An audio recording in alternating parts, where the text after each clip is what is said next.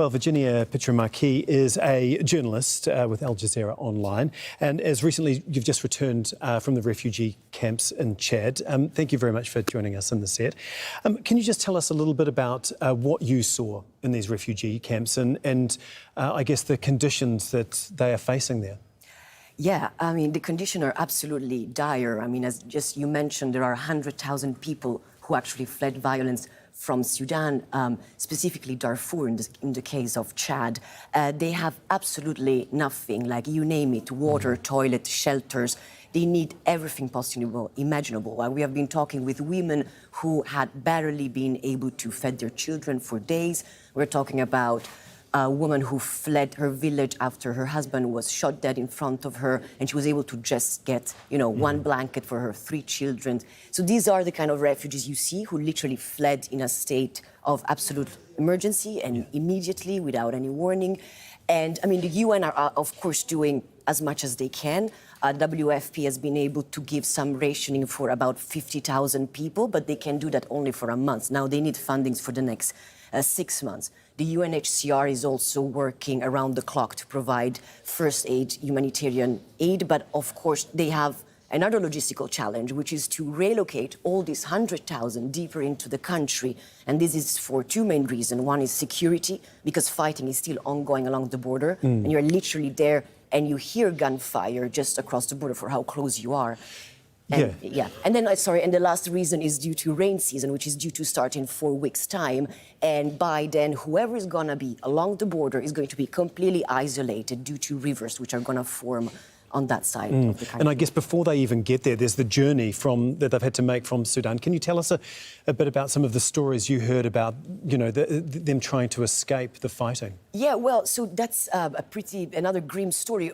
These 100,000, we know that 90% are women and children, and that already tells you a pretty grim story, because the absence of men in the camps, it's pretty unsettling. And we have heard that this is because they have been left behind either to protect the land or to fight. So escaping is not everybody managed to escape, either because they stayed or because they couldn't. And the other problem is that we know that there is a complete communication blackout from certain cities in West Darfur, specifically El Geneina, the capital. It's at least since May 19 that we have barely any information from there. And we have heard accounts of people who literally escaped just thanks to a smuggler who bring them, and they're just running, escaping literally gunfire behind them.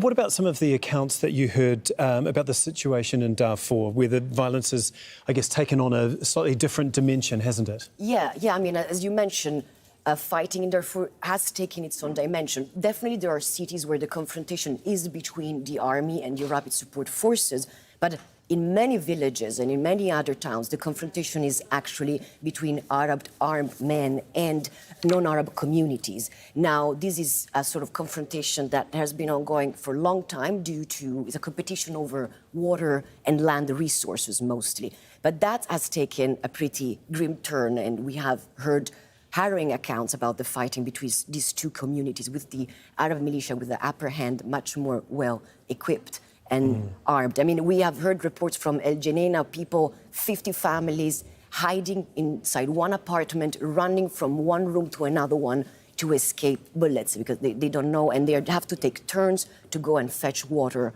once at a time, because, it can be the last time. Just some horrific stories coming out of Sudan. Thank you so much for your reporting, but also for coming in and telling us your experiences in Chad. That's Virginia Pietromarchi, a journalist with Al Jazeera Digital. Thank you. Thank you. Well, you can read Virginia's full report on our website. There it is. That's aljazeera.com.